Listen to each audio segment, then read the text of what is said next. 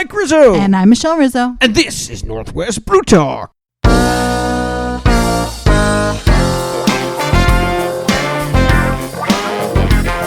Welcome to Northwest Brew Talk, the #1 podcast on Washington beer. Brought to you by Micro Homebrew, located in Kenmore, Washington. This is episode number 72. Each and every week, we promote the Washington brewing industry by talking to those people involved in drinking Washington beer. If you like Washington beer, learn about the people behind it here on our show. This week on the Micro Homebrew interview, we talk with Iron Goat Brewing. We also have our brew news and local music from Hail Mary. With over 300 breweries, we try to highlight as many as possible every episode. If you're new to the show, we suggest you check out our back catalog with some great interviews and lots of Washington beer. If you have any comments or questions, feel free to send us an email to nwbrewtalk@gmail.com. We're on Twitter at nwbrewtalk, and you can find us on Facebook at facebook.com/nwbrewtalk. If you like the show and want to support us, share our link and tell your friends on social media. It takes just a few to start a revolution. To start the show, let's open our first pour this evening from Jester and Judge Cidery, located in Stevenson. We are drinking their Sharp Cherry Hard Cider. We challenged ourselves to make a cherry cider that was neither pruny nor medicinal. The result is our Sharp Cherry Cider, an enthusiastic mosh pit of apples and wild cherries, equally at home, at the beach, or at the bistro. 100% natural, 100% Pacific Northwest. All right. This has 5.8% ABV and an untapped rating of 3.6. Yeah, when I saw this in the store, I'm like, ooh, that sounds good. It sounds interesting. I'm not a big cherry fan, but we'll find out. I like cherries. Cherries and apples mixed together. All right. It is a very reddish color there. Nice cherry color. You can smell the cherries, that's for sure. Yes. Oh, that's wow. pretty good. Yeah, that is nice. Yeah. It's not like in your face. Like they said, it's not a medicinal flavor, which is something that I would definitely worry about. Yeah, like but you know what? Robitussin That probably happens more with the artificial flavoring, which this has none of. So that makes a big difference, I'm sure. Yeah, there's no Robitussin here. Yeah, no, this is nice. Yeah. You can taste apples though. Absolutely. Yeah. Yeah, that's really nice. Wow. Sharp cherry.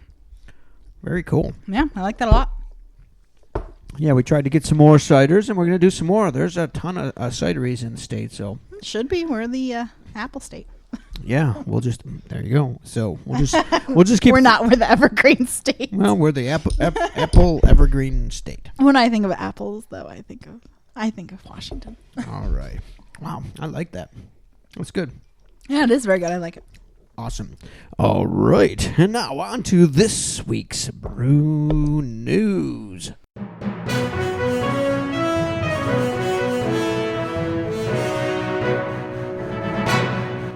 This week we have a double news segment covering the Washington Brewers Festival and Washington Beer Awards and our regular events and news.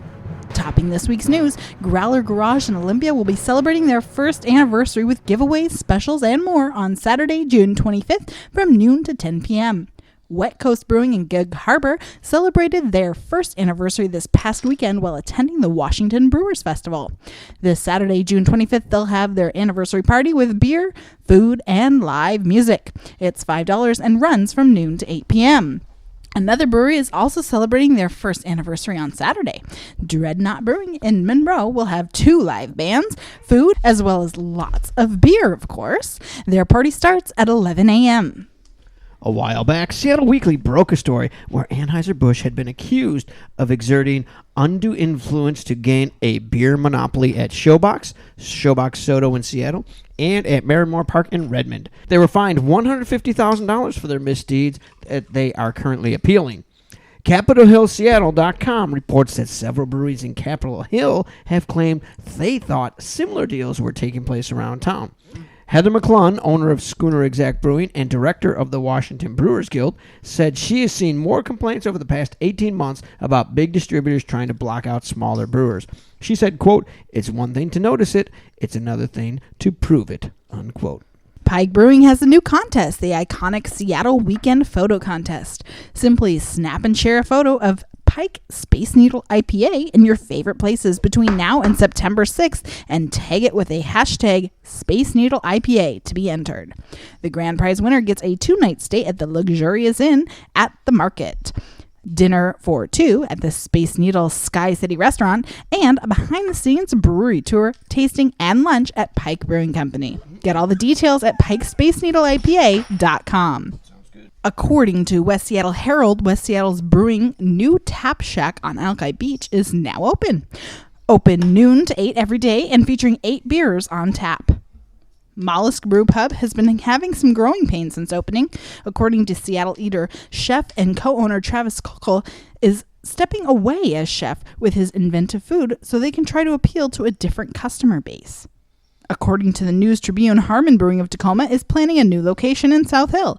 Co-owner Pat Nagel is approached by a property owner who said he thought they'd be a perfect fit for the building he was buying. The location will have a complete restaurant as well as 19 beer taps. This will be Harmon's 3rd location, and they expect to be open in October.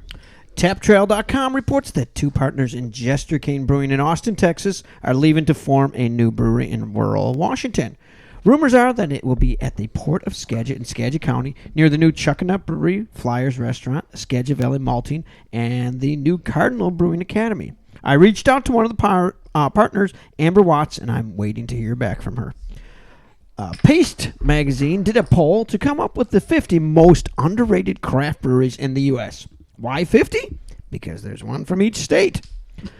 Writer Jim Vorel chose Georgetown. Writer Jim Vorel chose Georgetown Brewing for several reasons. First off, he said as a draft-only brewery, their stuff is harder for outsiders to get.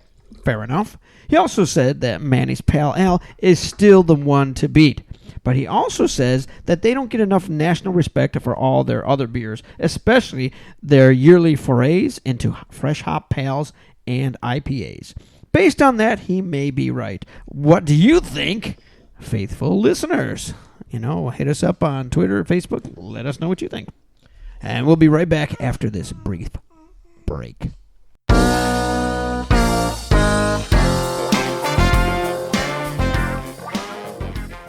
This past weekend was the 11th annual Washington Brewers Festival held at Marymore Park in Redmond and attended by thousands of people. The event is put on by the Washington Beer Commission, who do a fantastic job. The location is wide open with plenty of room to walk around. There's plenty of toilets, food, and other vendors to keep you entertained while you try beer from over 110 breweries. The Brewers Festival is where brewers get to say hi to each other, sample beers, make new friends, and have a good time. The public gets to try an amazing array of beer from breweries across the state. I can't forget music. There's also plenty of music. Oh, yes, definitely. Lots. Live music, too. For us, it was a great place to meet a lot of people and say hi to brewers we've met in the past and talked to over the past year and a half. We already have another 4 breweries that are ready to do interviews with us. On Friday, Postdoc Brewing and Fremont from Seattle were the ones that were pretty busy, as was Redmond's Black Raven. On Saturday, Aslan Brewing from Bellingham had a nice line, and all weekend long, Iron Goat Brewing from Spokane was busy. We'll hear from Paul from Iron Goat in a little while to find out why that is. 2 events of importance take place at the Brewers Festival. One gets a trophy, the other medals. The annual keg toss took place Saturday and Sunday, with Hunter from Sumerian Brewing in Woodinville taking home the trophy. That's a fun event for the employees and fans alike. The big one, though, is the Saturday morning ceremony for the Washington Beer Awards conducted by Specialty Competitions, LLC. The panels of trained judges had to evaluate 950 beers from 139 breweries from over 110 styles. Needless to say, they had a lot of beer to drink. With that many styles, you'd get bored listening to all the winners, so we'll highlight some of the unique categories as well as some new winners. The complete details are available at wabeerawards.com. Okay, No Lie Brewhouse from Spokane won Large Brewery of the Year after winning 5 medals. They won gold for their Poser American Style Ale, 3 silvers, and 1 bronze. E9 Brewery from Tacoma won Mid-Size Brewery of the Year after winning 5 medals, including gold and bronze for Brett Beers and another gold for Rhubarb Wild in Vegetable Beers category. They also won 2 silvers. Small Brewery of the Year was won by 10 Pin Brewing of Moses Lake, who took home gold for Groove Pineapple Wheat in the Fruit Wheat Beer category and 2 bronze medals. For Best Washington Agricultural Product Inspired Beer, E9 Brewery won for Blackberry. And for Best Washington Malt Beer, For Horseman Brewery of Kent won for their Black Plague Stout. In the Pro-Am category, Aslan Brewing of Bellingham won gold for Lucky Break with Jen Tatter. Now on to some of the other categories and winners. There were definitely some new winners as well as the typical standard bearers. Chuckanut Brewery of Bellingham took home 4 medals, including 3 gold. Another big medal winner was Reuben's Brews of Seattle with 6 medals, including gold for Pilsner. Some of the new breweries awarded medals were Farmstrong Brewing of Mount Vernon, taking home 2 medals, as did Resonate Brewery of Bellevue. Five Rights Brewing of Marysville and Counterbalance Brewing of Seattle both took home a bronze. Sumerian Brewing of Woodinville took home 2 silvers. Wet Coast Brewing of Gig Harvard took home 3 medals, including gold for Sneak Thief Stout and Sweet or Cream Stouts. Triceratops Brewing from Olympia won a bronze. Flying Lion Brewing of Seattle won gold for Rye Stout and American Stout category. Fortside Brewing in Vancouver took home 2 medals, including gold in Cocofied Imperial Stout. Chainline Brewing in Kirkland won a silver, and Flying Bite Cooperative Brewery took home a bronze. Lucky Envelope of Seattle took home 3 medals, including gold for ENIAC Mosaic IPA and American Style IPA. Cloudburst Brewing of Seattle took gold for Hoodwink in the Imperial or Double Red Ales. Mollusk of Seattle took home a bronze. Big Block Brewing in Sammamish took a silver. Propolis took gold for Pie and Belgian Fruit Beers. Middleton Brewing in Everett took gold for Mir de Fuego and Chili Pepper Beers.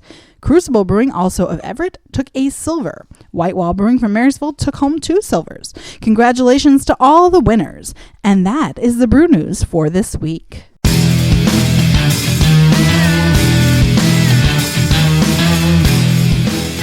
Welcome back to Northwest Brew Talk. If you want to submit news to Northwest Brew Talk, send us an email to nwbrewtalk@gmail.com. If you've not yet subscribed to our podcast, why not do it now? It's free, available anywhere you listen to podcasts, including iTunes, Podbean, Stitcher, TuneIn Radio, or YouTube. All right, on this week's Micro Homebrew interview, we're talking to Paul from Iron Goat Brewing in Spokane.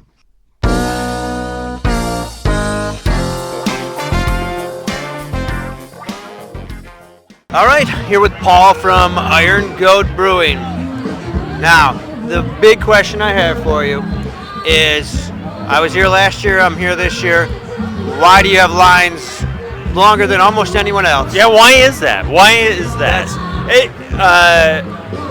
We bring something different, I think. We bring a little sour. The blackberry sour is hugely popular. Yeah. And we in the past, this year we brought some barrel-aged Scotch, barrel-aged Goatnik, which is our Russia Imperial Stout. Previously we brought a barrel-aged Dry Fly Gin barrel-aged IPA, which is kind of new at the time. It wasn't quite ready for this show, but yeah, people are looking for something different. So yeah, definitely. Yeah, I knew last year when I saw it, and I'm like, okay, man, there we go. There's the line again. So yeah, I was just wondering. I wasn't sure if it was. You know, you can skip the line, right? We know you. Oh yeah, you but can skip the line. But well, no, we were just curious to see. There was a couple other breweries that had lines too, but. Yeah, thought maybe it was because you're from the other side of the mountain too. Do you think that's something too? I thought that this is the 4th year we've done this. The first year or two, I thought that was the case. I kind of don't think that. I think there are craft brewers looking for new and exciting things, no matter where they're from. It just happens that we're from Spokane. Yeah. So, okay. Yeah.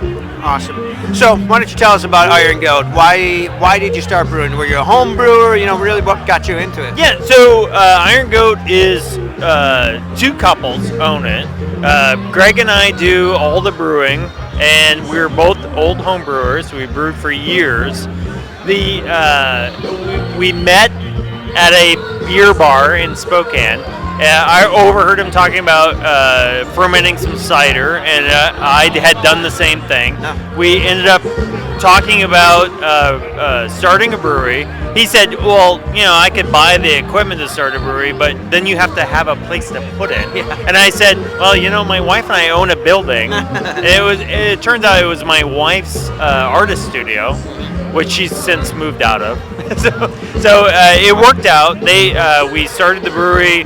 We met in 2010. A month later, we had an LLC. Bought some used equipment in the June of that year, and it just went from there. Yeah. So that's how Iron Goat started. Yeah, nice. So that was probably pure luck that you'd meet somebody like that, and a month later you're starting a business. And our discussion started. Really, the discussion started about what motorcycles we rode. He rode a Triumph, I rode a Triumph, and we had a lot in common. Yeah. He's from the Midwest. My entire family's from the Midwest. There you So go. it kind of clicked. So. Yeah, exactly. Yeah, 'cause you wouldn't expect somebody to want to start a business a month No, later. I know. Yeah. Maybe get married, but not start a business. No, It's a kind of a Vegas brewery, right? It just overnight. Yeah. Nice. So, what kind of beers did you guys want to start brewing when you started? We spent a lot of time traveling to Seattle and Portland drinking beer because that's the beers we liked. Okay. And so that was very much our focus. So hop forward, bold flavors, not complicated malt bills, but very simple malt bills, but very interesting, different things, sours, barreled sours, that kind of thing. So that's we had the same interest that way, and so our brews kind of followed that pattern. So over the past few years, then, have you done the same type of beers, or have you expanded past? Obviously, some of the stuff you said at the beginning. Obviously, you're doing some different things. We do. We're always looking. We're always experimenting. Greg and I both have a it's an obsession about temperature and this kind of barrel versus that kind of barrel, this kind of yeast versus that kind of yeast. So our thing is about exploring the extents of brewing. Mm-hmm. Nice. So what size brew house do you have? It's an 8.5 barrel specific mechanical. It's 25 years old, I think. Really? Yeah. Wow. It's quite old. We oversize our fermenters and our brights so that we brew multiple batches into a single fermenter. Right. Nice. So, what what makes? Gotta think about that. You edit that out, right? Oh yeah, that happens. There's either long ums from somebody or something. But so you guys like to do a lot of different types of beers, and do you find you have a tap room? We do, yeah. Okay. We actually just moved 2 months ago. Oh, okay. So we were in a very small location. It was a building my wife and I owned. It was her studio, 4,000 square feet, and we actually 2 months ago moved to a downtown location where we completely rehabilitated a 1920s building. It was actually the original Chrysler dealership in Spokane. Okay, nice. And it gives us the amount of space we need to be the size brewery we want to be. Okay. We've decided the size, and this actually will achieve that. And we've been able to expand our tap room size. We have a patio size that is nice. And then also on the brewery side, it's a free span building. We're able to put the tanks we want, actually own a forklift, which previously was all manually moved, all the malt. Yeah. And that's the direction we're heading. We're in that building. We're really happy. We got the National Historic Registry, that kind of thing for the building. Nice. Saved the building. So Yeah, nice, basically. very nice. Yeah, that's always cool. That's one thing I like about McMenamins. They do that. Absolutely. Yeah, that and they do some awesome. It's better awesome than work. turning them into a parking lot. Oh, exactly, Yeah. exactly. But so you've got now you got a bigger space, and so you want to be regional brewery. You just want to A small regional brewery. Yeah. Yeah. Okay. Yeah. So do you distribute into Idaho or anywhere? Yeah. So our distribution area is I think it's the lower 2/3 of eastern Washington and then North Idaho. Okay. Yeah. So is that where you want to be, or just do you want to cover all of Washington? No, we actually with the increased capacity that we have a big following over here, I think. Yeah. Especially for our blackberry apricot sour. And so at the end of this year, we're hoping to move towards the distribution in the Western Washington. Yeah. Okay. So do you guys bottle too, right? We do. We bottle our 4 main beers: the stout, blonde, our IPA, our single IPA, and then our imperial IPA.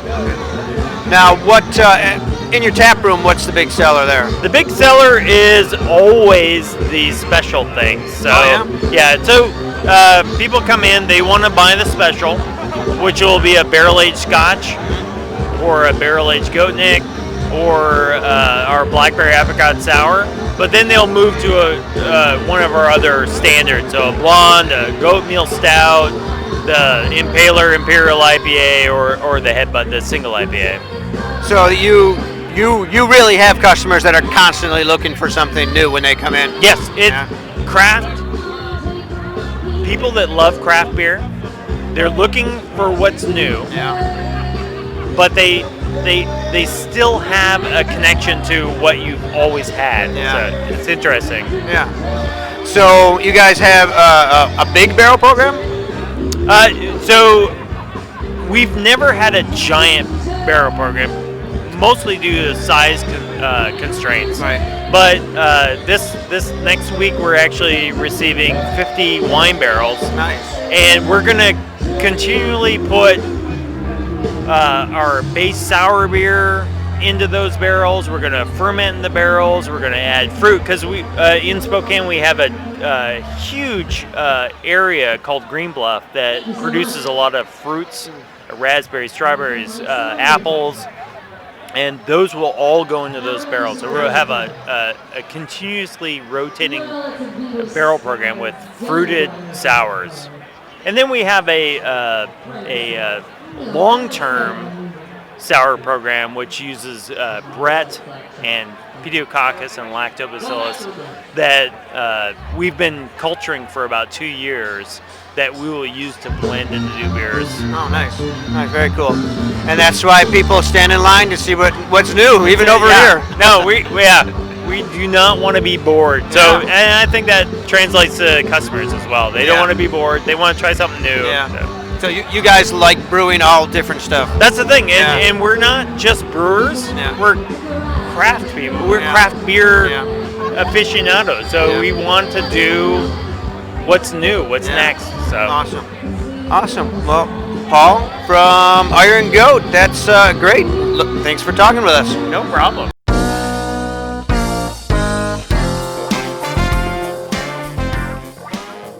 Thanks to Paul from Iron Goat for joining us today. If you are a home brewer looking for a great shop to buy your homebrew ingredients and equipment, why don't you check out Micro Homebrew in Kenmore?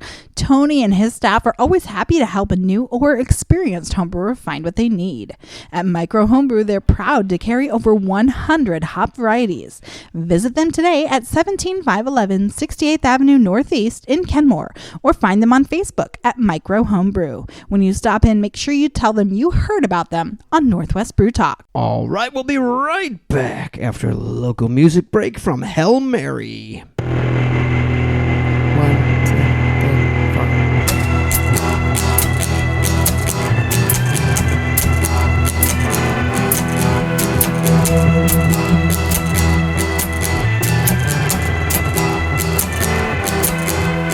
Show me how to say to make this right. I don't know how it all belongs to you. Out of touch and running out of time. The days come to pay for what we've used.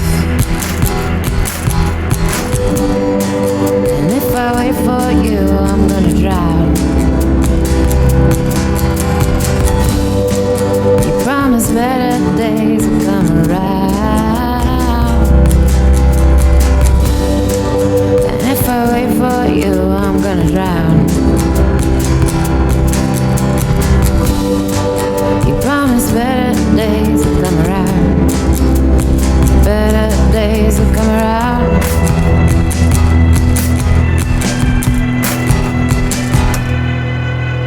Waiting in the dark for you to see what kind of toll it's gonna take today. I wonder, will this love ever be free? Or are you gonna keep it in that cage? And if I wait for you, I'm gonna drown. You promise better days will come around. And if I wait for you, I'm gonna drown. You promise better days will come around. Better days will come around.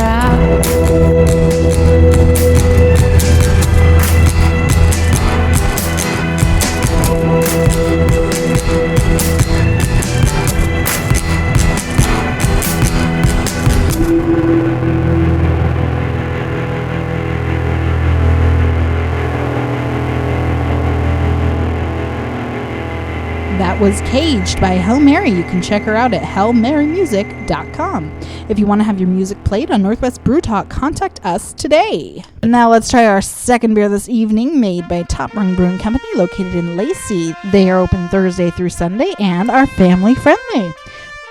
We're drinking their 360-degree red ale. There's a double meaning behind the name. 360 is their area code, and 360 degrees also has a firefighter meaning. A complete 360-degree assessment must be complete in order to size up an incident. 360-degree red uses Red X 2-row oats and chocolate malt, Cascade, and Nugget hops. 360-degree red has a nice bitterness that complements the awesome red color. 5.8% ABV, 34 IBUs, and an untapped rating of 3.54. All right. Nice dark red color. Nice creamy, foamy head on it. And let's see. It's got a nice malty flavor to it. Oh, yes. Very malty. Yeah. It's got a good... Oh, yeah. And you still... And you know what? You can get some of that oat flavor, too. Definitely get that oats. Yeah. And the chocolate flavor, too. Yes. Exactly. It's awesome the way all of these flavors kind of just sneak out one at a time. Absolutely, yeah. I know. That's one of the things I love about drinking these different beers is the way that a lot of them are so layered that you taste everything, and then you taste one thing, and then you taste the next and the next. It's pretty awesome. Yeah, very complex, and it's so cool the way that they just keep coming out. Yeah, very cool. And you're sitting there, and it's all of a sudden it's like, oh yeah, there's chocolate. Yeah, and that's good because I'm not real big on the stouts. Yeah, but that's good. I enjoy that. Yeah, that's very good. I want you to give me fresh beer. You serious? This week's Spotlight Indie Beer release is from Wingman Brewers in Tacoma. Their Lime Goza, brewed with Pacific Northwest barley, Washington wheat, lime juice, lime zest, and smoked sea salt. Goza is a German-style beer that delivers a 1-2 punch of lemon and lime tartness, though not so tart that you'll feel the enamel being ripped from your teeth. Drinkers will find this beer refreshing and sessionable with a hint of savory character contributed by smoked sea salt. It goes down smooth. 4% ABV and an untapped rating of 3.61. And you know what that does? That brings us to the end of this episode of Northwest Brew Talk. Thanks to our sponsor, Micro Homebrew. This show is written and produced by Michelle Rizzo and myself. If you want to contact us, feel free to email us at nwbrewtalk@gmail.com or find us on Twitter at nwbrewtalk. Our theme music is from Gilbert Neal. You can check him out at gilbertneal.com. All right, we are off next week. So until next time, I'm Mike Rizzo. And I'm Michelle Rizzo. Stay hoppy, my friends. But what do you think, faithful listener? What do you think? Faithful listener. Faithful listener. Drinkers will find this beer refreshing and sessionable with a hint of savory character contributed. God damn it!